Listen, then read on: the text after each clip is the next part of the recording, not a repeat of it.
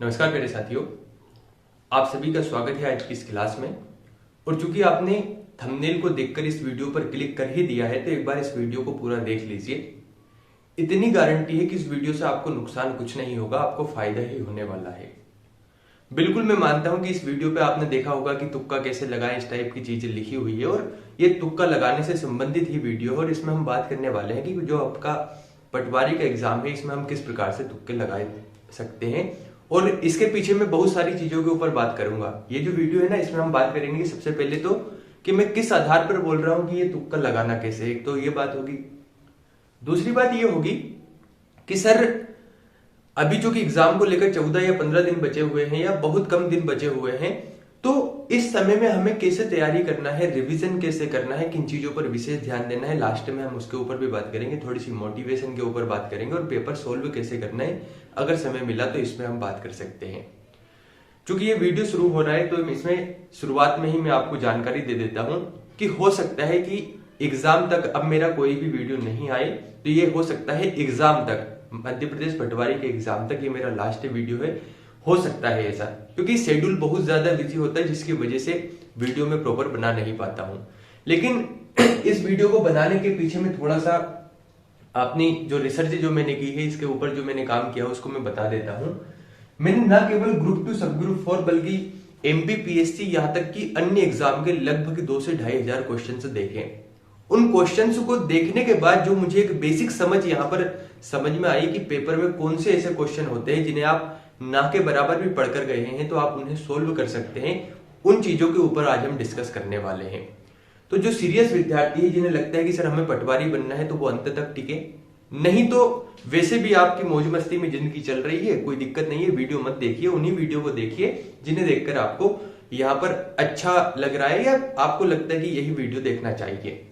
लेकिन अगर आप लगता है कि यार हम और कहीं जगह पर भी समय खराब करते हैं तो थोड़ा सा देखकर देखते हैं, हो सकता है हमें फायदा हो जाए। अगर आप इस अप्रोच से भी देखते हैं तो ये गारंटी है एग्जाम देने के बाद आपको इस टेक्निक से लगभग मैं मानकर चलता हूं कि हो सकता है कि इससे ज्यादा क्वेश्चन हो, कम से कम 5 से 7 क्वेश्चन इस टेक्निक के आधार पर आप एग्जाम में सही करके आएंगे, ये मैं गारंटी से कह सकता हूं, अगर आपने सही अप्रोच अपना ली। वरना फिर तो कोई बात है ही नहीं, हो सकता है इससे ज्यादा भी यहाँ पर क्वेश्चन सही हो, लेकिन इतने तो होने की संभावना रहेगी क्योंकि बहुत सारे क्वेश्चंस का मैंने एनालिसिस किया है, उसके आधार पर मैं आप तक सूचना पहुंचाऊंगा। तो देखिए, जब हम एग्जाम की बात करते हैं तो आपने कई बार ऐसा सुना होगा कि यार मैं तो 1 नंबर से एग्जाम से बाहर रह गया, यार मैं तो 2 नंबर से रह गई, या मैं तो 2 नंबर से रह गया। तो सुनने में 1 नंबर लगता है, 2 नंबर लगता है, लेकिन जो 1 नंबर, 2 नंबर, 3 नंबर, 4 नंबर से एग्जाम से बाहर रहते हैं या रहती है या रहता है, उसके दिल से उसका हाल पूछिए। वो जब बताएंगे यहां पर कि कितना दुख होता है, हो सकता है हम 10 नंबर से रहते तो हम एक बार का इतना दुख नहीं झेलते, हमें इतना अफसोस नहीं होता, लेकिन जब एग्जाम निकलने में केवल 1 या 2 नंबर का ही योगदान नहीं हो पाता है तो हमें बड़े कष्ट होता है। यहां पर बात यह समझने योग्य है कि जो विद्यार्थी 1 या 2 नंबर से रह रहे हैं उन्होंने परिश्रम, उन्होंने मेहनत तो 100% की होगी, है ना, वरना इतने नंबर तक पहुंचना आसान होता नहीं है। तो कहीं ना कहीं जो विद्यार्थी कट ऑफ से 1, 2, 3, 4 नंबर पीछे हैं, इस वीडियो के माध्यम से वो कट ऑफ पर पहुंच जाएंगे। जैसे उदाहरण के लिए मान लेते हैं कि एक समझने के लिए कि मान लेते हैं पटवारी का कट ऑफ 150 गया और आपके 147 नंबर आप यहां पर बना पाए, 3 क्वेश्चन आपको नहीं आते, तो इस वीडियो को आप देख लेते हैं तो ये 3 क्वेश्चन आपके सोल्व हो जाएंगे और आप पटवारी बन जाएंगे। लेकिन इतना आसान नहीं होगा, बहुत समझ डेवलप करनी होगी इस क्वेश्चन को, इन चीजों को देखने के बाद जब जाके आप इन बातों को समझ पाएंगे। एक बात और, अब आप कहेंगे कि सर आप तो हमेशा कहते थे मेहनत करिए, हार्ड वर्क करिए, स्मार्ट वर्क करिए, तो ये तुक्के वाली बात कहां से आ गई? देखिए, एक टीचर को पता होता है कि उसे कब क्या करना है, कब विद्यार्थियों को मोटिवेट रखना है, कब विद्यार्थी ज्यादा मोटिवेट हो जाए तो उन्हें असली बात बतानी है कि देखिए आपने कितना स्कोर किया है, कितनी मेहनत की है और आपका वर्तमान स्कोर क्या है।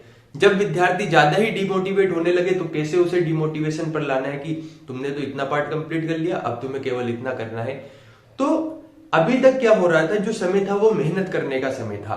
अब ये जो समय है, ये समय है रिवीजन करने का और प्रोडक्टिव स्टडी करने का और साथ ही पेपर को सोल्व करने की जो मेथड है उसको समझने का। तो अभी तक का काम था हमारा मेहनत पर ध्यान देने का। हमने खूब मेहनत की, इन 15 दिनों में भी करना है, इन 10 से 12 दिनों में भी करना है, इन 2 दिनों में भी करना है। लेकिन हमें जब पेपर सॉल्व करना है तो ऐसा नहीं है कि एक नंबर से हम बाहर हो गए और उसके बाद अफसोस करने लगे। तो मैं ये मानकर चलता हूं कि ये आधा से 1 घंटा 20 मिनट जितने मिनट का भी वीडियो रहेगा ये आपके लिए बहुत फायदेमंद रहेगा। और मैं अभी बता देता हूं, लास्ट में हम बहुत सारी चीजों के ऊपर भी चर्चा करेंगे कि कट ऑफ कितना जा सकता है, अभी आपको किस तरीके से तैयारी करनी है। देखिए, जब मैं एमपी पटवारी के एग्जाम की बात करता हूं तो हर एग्जाम में आपको कम से कम 5 से 7 क्वेश्चन ऐसे मिलेंगे जो आपने पहले कभी थोड़ा ना थोड़ा पढ़ लिया हो। जैसे मान लेते हैं बचपन से आप कुछ पढ़ते आए हैं, सुनते आए हैं, किसी ने कुछ कह दिया, किसी ने कुछ बताया, उसे देखते आए हैं, तो उसके आधार पर आपका जो सबकॉन्शियस माइंड है ना, वो वहां पर प्रतिक्रिया करता है, वहां पर एक्शंस करता है और उसके आधार पर आप एक क्वेश्चन को सोल्व कर सकते हैं। तो लगभग हम 5 से 7 अलग अलग प्रकार के टाइप देखेंगे और ये 5 से 7 अलग अलग प्रकार के क्वेश्चन भी मिलेंगे और उन्हीं के आधार पर आप इन क्वेश्चन को सही कर पाएंगे। जैसे पहला मैं बताता हूं, एक बहुत अच्छी बुक है, उसका नाम तो मुझे पता नहीं, लेकिन वो सबकॉन्शियस माइंड के बारे में बुक है। हमारे माइंड में एक तो हो गया कॉन्शियस माइंड, एक हो गया सबकॉन्शियस माइंड। कभी कभी आपने देखा होगा कि आपको पता ही नहीं रहता और आप खुश महसूस करते हैं, और कभी कभी आपको कुछ भी नहीं कर रहे हैं, आप बैठे हुए हैं या काम कर रहे हैं और आप अपने आप ही आपको बुरा लगने लगता है। तो सबकॉन्शियस माइंड का मतलब ये है कि हमारा जो सबकॉन्शियस माइंड है ना, इसको अगर आपने जैसे भी यहाँ पर निर्देश दे दिए, ये एक बच्चे के समान है, इसे सही और गलत में फर्क नहीं पता कि क्या सही है क्या गलत है। अगर आपने इसे एहसास करा दिया कि ये सही है तो वो सही मान लेगा, ये गलत है तो वो गलत मान लेगा। तो जब आप बार बार गलत सोचते जाते हैं तो आपका सबकॉन्शियस माइंड उसे सही समझ लेता है और सबकॉन्शियस माइंड से ही वो थॉट जनरेट होते हैं, वो विचार जनरेट होते हैं और फिर आपके मन में गलत भावना या गलत चीजें आपके माइंड में चलती रहती है और आपको उदासी, आपका मन दुख से भर जाता है। इसीलिए आपने सुना होगा कि रात को सोते समय और सुबह जब उठे तो अफर्मेशंस का उपयोग करना चाहिए, क्योंकि जब हम सोते हैं तो हमारा माइंड उस समय भी कार्य करता होता है और जब हम खुद से अच्छी चीजें बता रहे होते हैं, खुद को अच्छी बातें बोल रहे होते हैं, तो हमारा सबकॉन्शियस माइंड में वो चीजें बैठती है, रात भर उस पर काम होता है और चीजें मजबूत होने लगती है और सुबह जब हम उठते हैं तो हम थोड़ा सा अच्छा फील करते हैं और हमारा दिन अच्छा जाता है। ये सबकॉन्शियस माइंड का काम है। तो क्या होता है, कभी कभी जब हम क्वेश्चन सोल्व करते हैं तो क्वेश्चन पढ़ते समय हमें कुछ भी याद नहीं होता। मान लेते हैं उसके 4 ऑप्शन हैं, ए, बी, सी और डी। हमें बिल्कुल भी नहीं पता कि इसमें से इसका आंसर क्या है, ये क्वेश्चन क्या है। हमें लगता ही नहीं कि यार हमने पटवारी की तैयारी करते समय इस क्वेश्चन को पढ़ा था। लेकिन जैसे ही आप क्वेश्चन पढ़ते हैं तो इन चारों में से एक चीज आपको जानी पहचानी सी लगती है। जैसे आज से 10 साल पहले, 5 साल पहले आपने किसी व्यक्ति को, किसी महिला को, किसी पुरुष को आपने देखा होगा, तो आपको भले ही उसका नाम ना पता हो, लेकिन आपको थोड़ा सा माइंड में ऐसा लगता है कि यार मैंने इसे कहीं ना कहीं तो देखा है, कहीं ना कहीं तो मैंने इसे देखा है ना। फिर आप धीरे धीरे सोचने लगते हैं या फिर आप सोच सोचकर अनुमान लगाते हैं कि यार ये वही व्यक्ति है जिसको मैंने वहां पर देखा था या वहां पर देखी थी। ठीक ऐसे ही जब आप क्वेश्चन सोल्व करते हैं तो पहला टाइप ये है कि कोई ऐसा क्वेश्चन है जिसे पढ़ते ही आपको लगे कि यार ये क्वेश्चन तो मैंने पूरे पटवारी की तैयारी में कभी भी नहीं पढ़ा, लेकिन क्वेश्चन पढ़ने के बाद जैसे ही आप उन ऑप्शंस को देखें, डायरेक्ट तुक्का नहीं लगाना है कि क्वेश्चन नहीं पता तो ए लगा दिया, नहीं।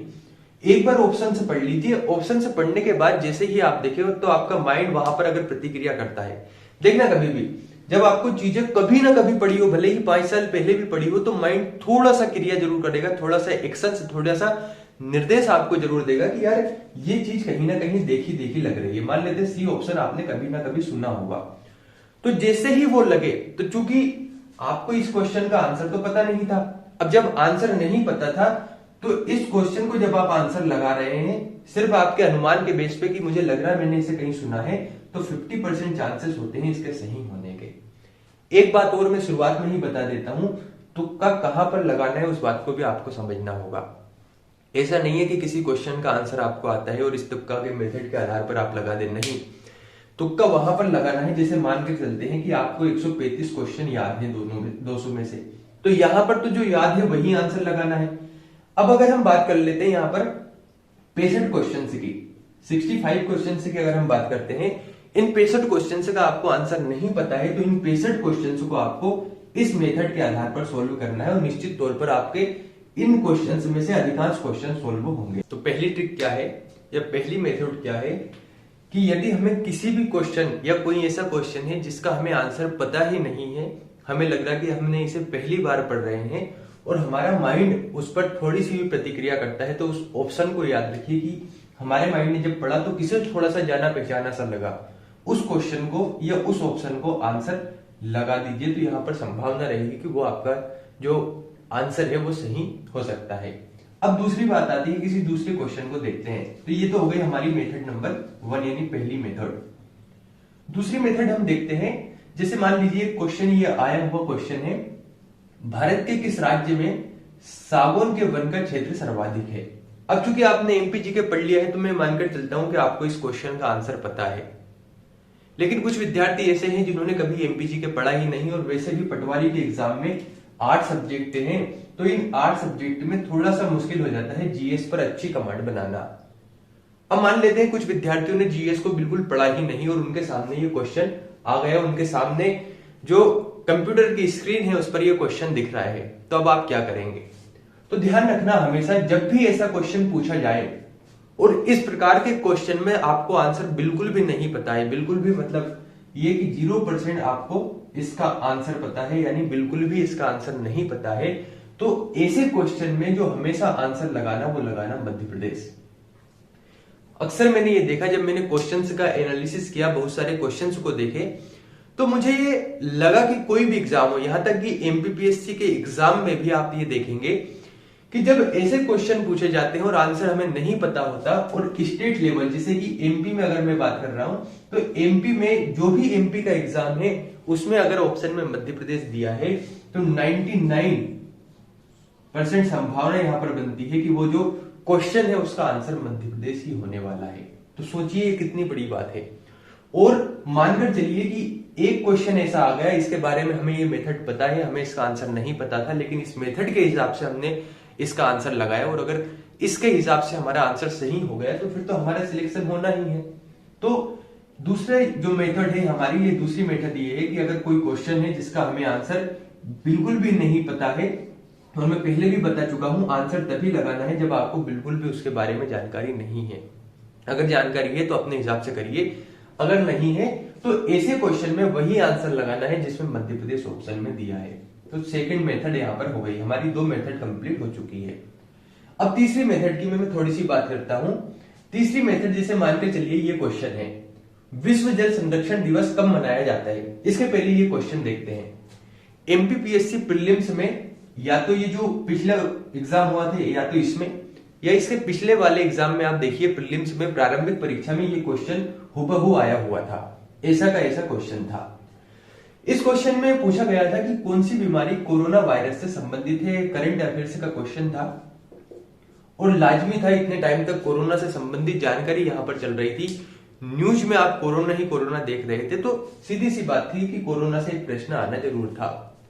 अब देखिए जब ये क्वेश्चन आया तो क्वेश्चन आने के बाद जैसे ही विद्यार्थियों को यहां पर ऑप्शन दिखा कोविड-19, तो उन्होंने आंसर लगा दिया कोविड-19।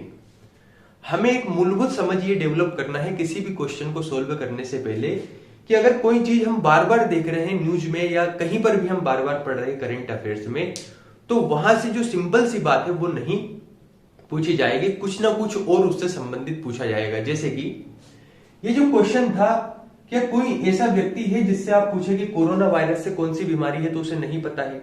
आप तो तैयारी करते हैं, लेकिन जो तैयारी नहीं भी करते हैं, किसी भी व्यक्ति से जो हो सकता है कभी पढ़ा ही नहीं हो, उनसे आप पूछिए कि मुझे एक बात बताइए कि कोरोना वायरस से कौन सी बीमारी होती है, तो वो भी कह देंगे कि कोविड-19 इससे बीमारी होती है। तो हमें एक मूलभूत समझ ये डेवलप करना है एग्जाम देते समय कि जब भी इतना सिंपल क्वेश्चन आए तो उस क्वेश्चन में डायरेक्ट कोविड-19 नहीं लगाना है, अगर हमें आंसर एग्जैक्ट 100% नहीं पता है। तो क्या करना है, हमने ऑप्शन देखा MERS मर्स, SARS सोर्स और कोविड-19। तो हमें एक बात तो पता है कि यार कोविड-19 इससे जो बीमारी है वो बीमारी यहाँ पर कोरोना वायरस से संबंधित है, लेकिन चूंकि मैं मर्स और सोर्स को नहीं जानता और एक अनुमान मैंने ये भी लगाया कि यार कोविड-19 इतना सिंपल क्वेश्चन पूछा नहीं जाएगा, इसका मतलब ये कि हो सकता है कि ये दोनों भी इससे ही संबंधित हो। तो मेरे कहने का क्या मतलब है, मेरे कहने का ये मतलब है कि जब भी क्वेश्चन में आपको 4 ऑप्शन ऐसे दिखे जिनका लास्ट ऑप्शन उपरोक्त सभी हैं, और आपको उस क्वेश्चन का आंसर बिल्कुल भी नहीं पता है, तो उसकी पूरी संभावना है, यहां पर भी 99% संभावना है कि उसका आंसर उपरोक्त सभी होगा। पटवारी तो ठीक है, आप तो एमपीपीएससी के क्वेश्चन निकाल लेना, मैं तो यहां तक गारंटी लेता हूं एमपीपीएससी में अगर 40 क्वेश्चन ऐसे हैं जिसमें इस प्रकार के क्वेश्चन है, तो लगभग 30 क्वेश्चन का आंसर उपरोक्त सभी ही होगा। तो सोचकर देखिए, अगर आपको कोई क्वेश्चन आपने पढ़ा, उसका आंसर आपको बिल्कुल नहीं पता, ऑप्शन में आपको मिलता है उपरोक्त सभी, तो सीधा बिना सोचे समझे उपरोक्त सभी लगा दीजिए, अगर आपको उसके बारे में बिल्कुल भी जानकारी नहीं है। तो कितनी मेथड हो गई? 3 मेथड हमारी यहाँ पर कंप्लीट हो जाती है। ये थी हमारी तीसरी मेथड।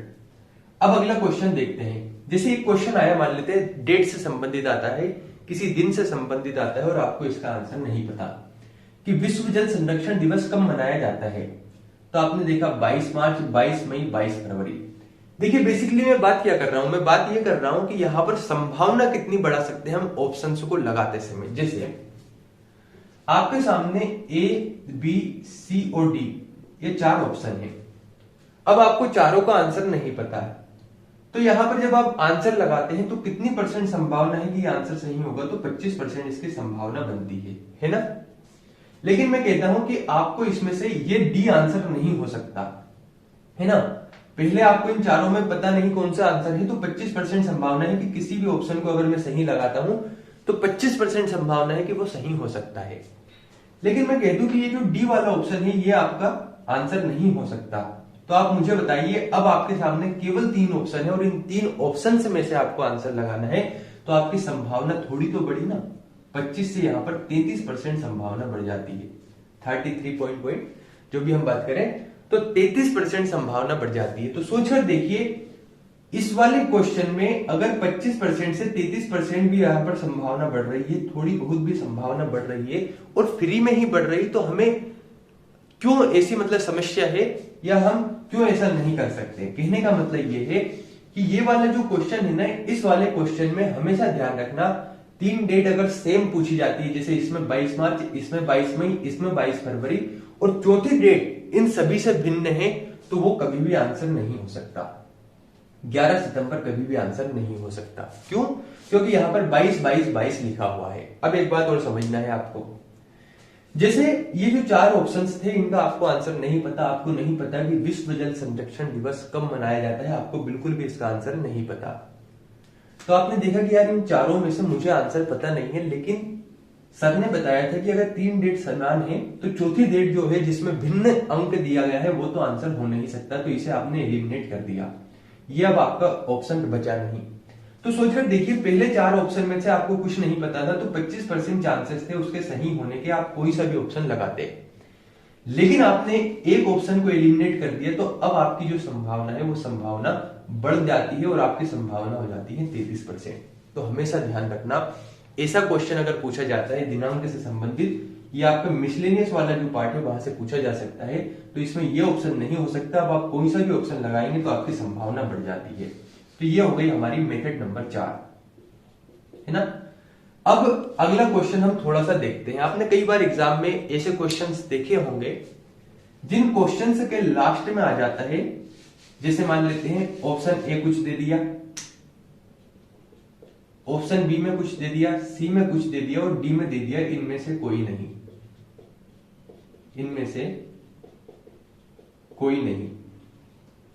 तो हमेशा ध्यान रखना, जब भी क्वेश्चन में आपको 4 ऑप्शंस दिखे और इन 4 ऑप्शंस में आपको नहीं पता कि इसका आंसर क्या है, तो यहां पर भी 25% से संभावना बढ़ जाती है और 33% संभावना हो जाती है। यहां पर ये जो ऑप्शन है ना, इनमें से कोई नहीं, ये कभी भी आंसर नहीं हो सकता। तो देखिए, हमने 2 क्वेश्चन ऐसे देखे जहां पर 99% संभावना ऐसी है कि वो आंसर हो सकता है। 2 क्वेश्चन अभी तक हमने ऐसे देखे, या 2 मेथड ऐसी देखी जिसमें हमें संभावना बढ़ा देते हैं, है ना। सोचकर देखिए कि मान लेते हैं कि थोड़ा सा भी कोई भी कार्य है, किसी कार्य में आप 25% संभावना है आप सफल होंगे। जैसे मान लेते हैं आप एक बिजनेस शुरू कर रहे हो, आपके घर वाले ने आपको पैसा दिया और आपसे कहा कि देखिए इसमें संभावना 25% है, आप सफल हो सकते हैं, केवल 25% संभावना है। तो अभी आपको ये बात समझ में नहीं आएगी, जब घर वाले पैसे लगाते हैं उस समय आपको बात समझ में आती है, या आप खुद पैसे लगाते हैं तब समझ में आएगी। तो आपको लगेगा यार 25% संभावना है, यार कोई मेरे थोड़ी सी भी मदद कर दे, इस संभावना को थोड़ा सा भी बढ़ा दे। अब किसी ने कहा कि देखिए आप इस काम को मत करिए, तो उस काम को हटाने से आपकी संभावना 33% बढ़ जाती है। और ये मामूली बात नहीं होती, अभी बात समझ में नहीं आएगी, जब आप एग्जाम में 1 या 2 नंबर से रहते हैं ना, तब ये बातें समझ में आने लगती है। तो इसलिए ध्यान रखिएगा, ये छोटी छोटी बातें बड़ी महत्वपूर्ण है, ये आपका एग्जाम निकाल सकती है। तो चौथी जो मेथड थी, हमने क्या बात की अभी तक कि चौथी मेथड अगर हमसे, सॉरी ये पांचवी मेथड तो नहीं थी ना, एक तो ये हो गया, 2 हो गया, इसके बाद हमने कोरोना वायरस वाली देखी, इसके बाद हमने शुरू में देखी थी, तो ये पांचवी मेथड है। पांचवी मेथड हमने क्या देखी कि अगर क्वेश्चन में ऐसा ऑप्शन आ जाता है जिसमें इनमें से कोई नहीं लिखा हुआ है और हमें उसका आंसर नहीं पता, तो 100% संभावना तो ये बनती है, या 90% तो संभावना बढ़ती है कि ये जो चौथा ऑप्शन है जिसका नाम है इनमें से कोई नहीं, वो नहीं हो सकता। यहां तक की बातें क्लियर है? तो यहां तक की जब बातें क्लियर हो जाती है तो हमारी 5 मेथड कंप्लीट हो जाती है। लगभग 5 क्वेश्चन ऐसे हैं जो आप फ्री में पढ़कर या बिल्कुल भी ना पढ़कर इन्हें सही कर सकते हैं, केवल ट्रिक के आधार पर, मेथड के आधार पर। अब हो सकता है कि आपको लग रहा होगा कि सर ये तो फालतू बातें हैं, तो आप मत सुनिए, और नहीं तो आप, मैं तो कहता हूं चलिए ग्रुप 2 तो छोटा एग्जाम है ना एमपीपीएससी से, आप एमपीपीएससी प्रीलिम्स का पेपर निकाल लीजिए।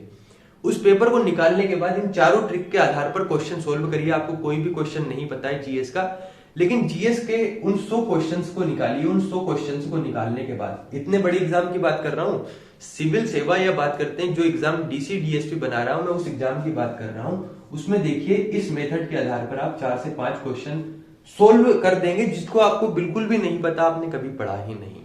तो खैर मैं अगले क्वेश्चन की ओर ले चलता हूं आपको। जैसे मान लीजिए जीएस में आपको बड़ी ही समस्या और आपको नहीं पता कि यार इस क्वेश्चन का आंसर क्या होना चाहिए, है ना, तो वहां पर क्या कर सकते हैं। जैसे मान लीजिए आपके सामने ऑप्शन आया, कुछ नदियों से संबंधित आ गया कि इनमें से कौन सा युग्म सुमेलित नहीं है। जोड़ी बनाने वाला तो आता ही है, लेकिन एक ऐसा भी आता है ना कि कौन सा युग्म सुमेलित नहीं है जिसमें नदी या उसका उद्गम स्थान दे दिया जाता है। तो जैसे मान लीजिए ऑप्शन ए आया सोन नदी, है ना, इसके आगे लिख दिया यहां पर यह बात कर सकते हैं, ऐसा ऑप्शन आया कि इनमें से कौन सा ऑप्शन सुमेलित है। जैसे सोन नदी दे दिया, सोन नदी के आगे यहां पर लिख दिया देवास, ये उद्गम स्थल की बात कर रहे हैं हम। फिर यहां पर हम अगला बात कर सकते हैं चंबल, चंबल के आगे उन्होंने लिख दिया यहां पर बात कर सकते हैं हम रीवा। फिर अगला दे दिया नर्मदा, नर्मदा के आगे अमरकंटक।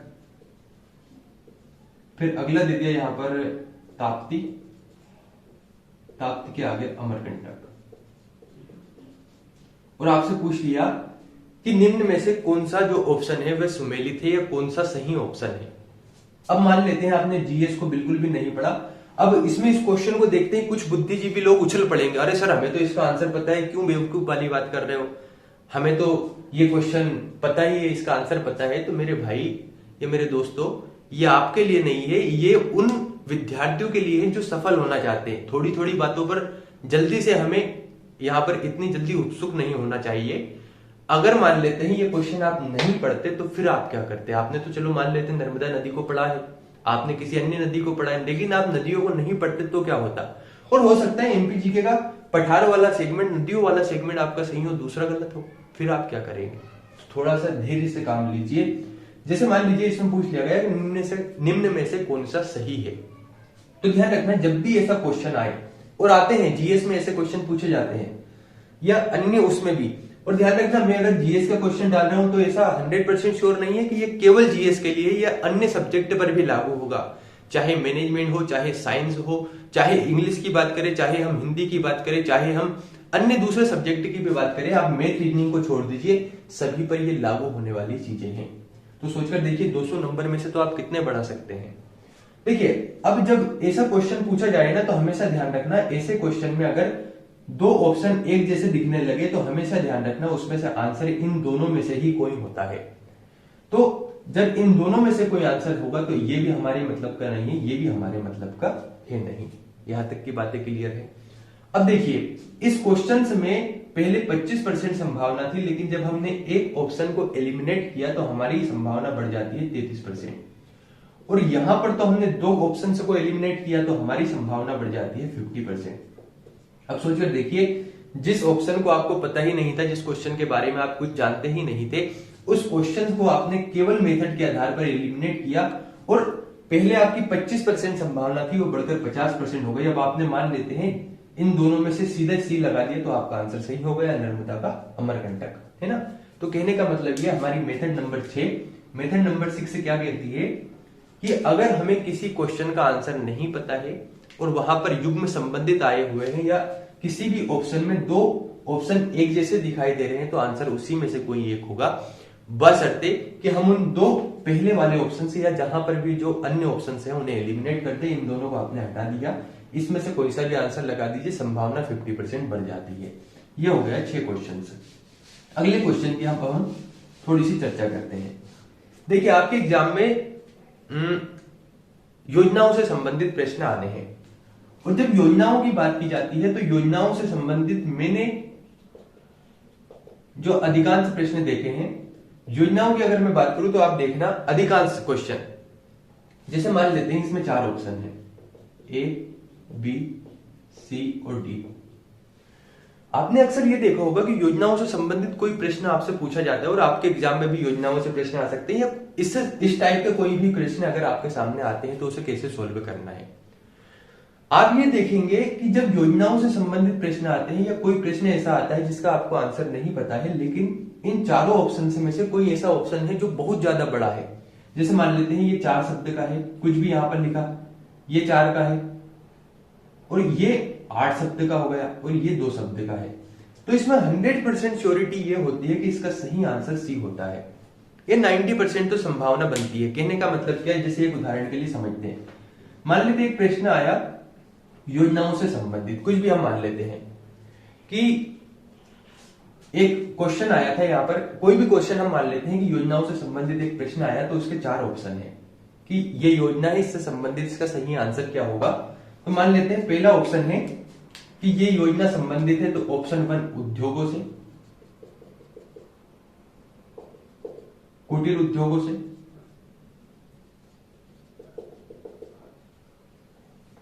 या फिर तीसरा ग्रामीण क्षेत्रों में निवासरत व्यक्तियों के रोजगार के अवसर सृजन से, या डी इनमें से कोई नहीं। अब देखिए हमने यहां पर एक मेथड लगाई, पहले तो एक मेथड लगा दी कि देखिए ये आंसर तो होगा नहीं। अब हमारे सामने बढ़ जाती है संभावना 33% की। अब हमेशा ध्यान रखना, जब भी ऐसा क्वेश्चन पूछा जाए तो उस क्वेश्चन का अगर आंसर बिल्कुल भी नहीं पता है तो इसमें करना क्या है, आंसर कैसे लगाना है। जब भी क्वेश्चन पूछा जाए तो आप ये देखना इसमें सबसे बड़ी लाइन कौन सी है, तो आपने देखा सबसे बड़ी लाइन ये है।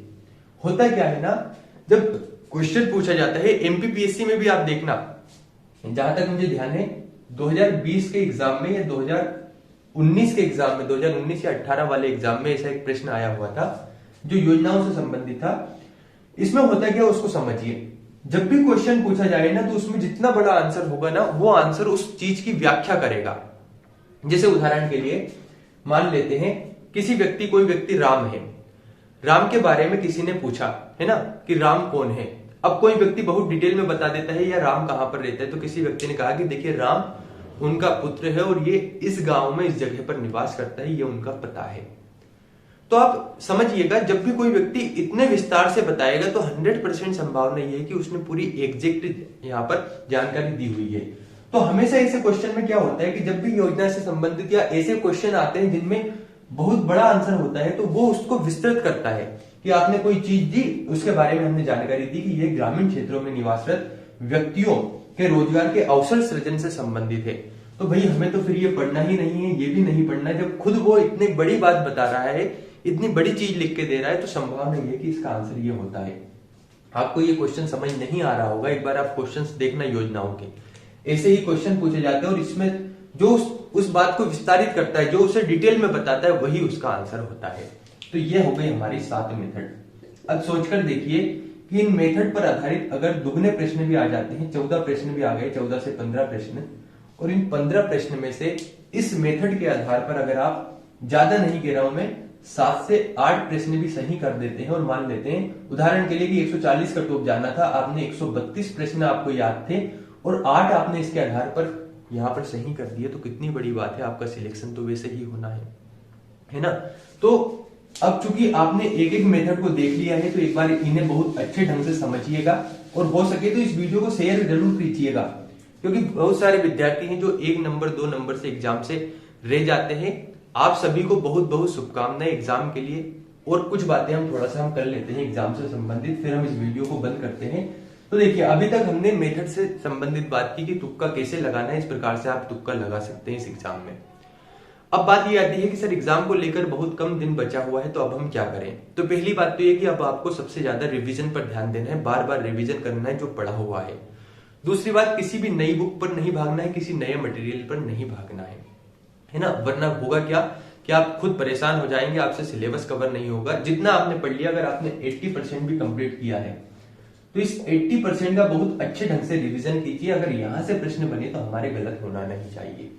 दूसरी बात, इन ट्रिक के वीडियो को आप कम से कम 4 से 5 बार अच्छे से देखिए कि मैं कहना क्या चाह रहा हूं, उस बात को अच्छे से समझिए।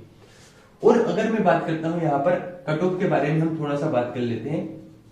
कुछ विद्यार्थी कट ऑफ को लेकर बहुत ज्यादा चिंतित है। देखिए, आपने आबकारी आरक्षक का अगर एग्जाम दिया होगा तो जिस प्रकार के क्वेश्चन आबकारी आरक्षक में आए, अगर ऐसा ही आपका ग्रुप 2 का पेपर आ जाता है तो ये मानकर चलिए कि कट ऑफ बहुत नीचे जाना है ना।